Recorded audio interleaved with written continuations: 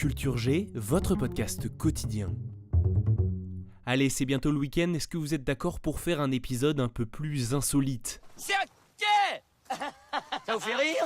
Le mot « hockey » a eu un regain de popularité en France grâce à Jacouille la Fripouille, ce personnage interprété par Christian Clavier dans le film Les Visiteurs. Mais il n'en avait pas forcément besoin, il est déjà le mot le plus utilisé sur Terre, que ce soit pour donner son accord ou pour demander si tout va bien. Ok, alright.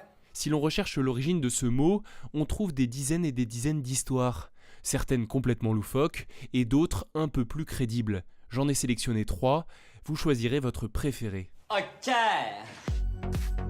Explication numéro 1. Hockey pourrait bien être une blague de journaliste. En 1839, des rédacteurs du quotidien américain Boston Morning Post jouaient à inventer des abréviations comiques qu'ils plaçaient dans leurs articles. Le journaliste Charles Gordon Green a imaginé la combinaison des lettres O et K dans un article consacré à la grammaire, comme une abréviation de l'expression all correct, qui signifie en anglais tout est correct. Explication numéro 2, c'est l'une des hypothèses les plus connues. Le mot hockey pourrait venir de la guerre de sécession qui ravagea les États-Unis de 1861 à 1865. Après les combats, un officier notait dans un rapport le nombre de victimes recensées. Lorsqu'il n'y en avait pas, la mention était de 0 killed, 0 mort. Expression vite abrégée en OK. Ce terme militaire serait ensuite passé dans le langage courant en Amérique, avant de s'étendre au monde entier. Explication numéro 3. Il pourrait s'agir en fait d'une expression française.